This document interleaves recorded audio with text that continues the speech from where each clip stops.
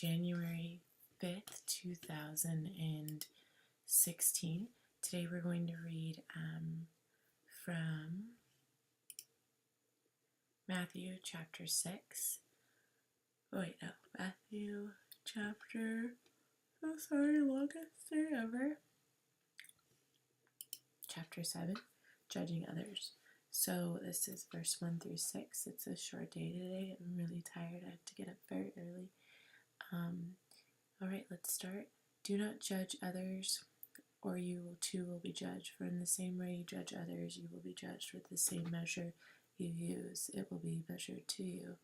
Why do you look at the speck of the sawdust in your brother's eye, and pay no attention to the plank in your own eye? How can you say to your brother, let me take a speck out of your eye, when all the time this plank is in your own eye? You hypocrite, first take the plank out of your own eye, then you will see clearly to remove the speck from your brother's eye. Do not give dogs what is sacred. Do not throw your pearls to pigs. I think it is, do not feed the word to the swine. I'm pretty sure that's the King James Version. If you do, they may trample them under their feet and turn and tear you to pieces. Let's see what Matthew 7 says in a different version really quick.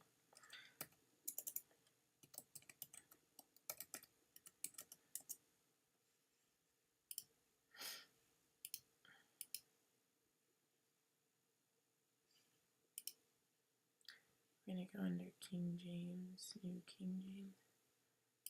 Okay, and then I'm going to go to Matthew chapter 7.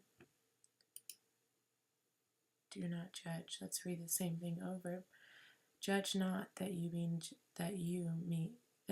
be not judged, for with that judgment you judge, you will be judged, and with that the measure you see, it will measure back to you. And why do you look at the speck in your brother's eye, but do not consider the plank in your own eye? Or how can you say to your brother, let me remove the speck from your eye, and look, a plank is in your own eye?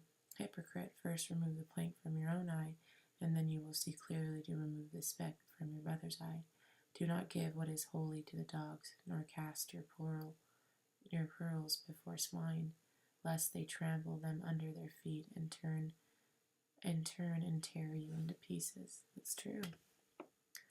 And then the New King James Version says, do not give dogs what is sacred. Do not throw your pearls to pigs.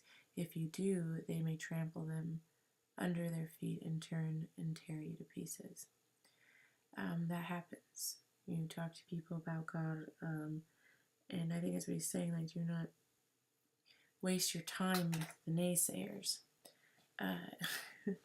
There's always going to be somebody in opposition, so if somebody has made up their mind completely and they're on that wavelength, God says, don't bother with it. Like, that's for God to figure out, and that's a part of knowing that you're not in control and God is in control. And do your work to the people. They'll ask you questions. I had a guy today at work that kept asking me questions about Christianity.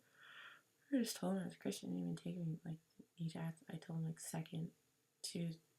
second, because he asked me what inspires me, because I've been doing centerpieces for my place that I work at, and I said God usually, and then he started asking me to show me his tattoos and stuff. He has a lot of crosses. So anyway, don't try to fight the people that are just don't want to hear it. You can, if you want to, take your time with it, but it says they may trample under their feet and turn and tear you to pieces. So ask and seek and knock. Ask, it will be given to you. Seek, it will find. Ask and seek. Ask and it will be given to you. Seek and you will find. Knock, then the door will be opened. For everyone who asks receives. The one who seeks finds, and to the one who knocks the door will be opened. Which of you, if your sons ask for bread, will give him a stone? Or if he asks for fish, will give him a snake?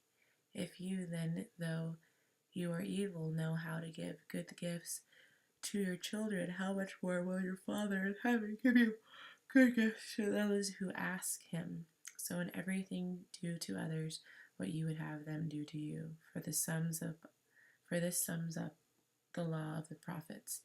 That is the New International Version.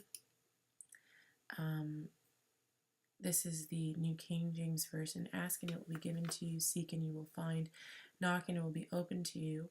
For everyone who asks receives, and he who seeks finds, and to him who knocks it will be opened.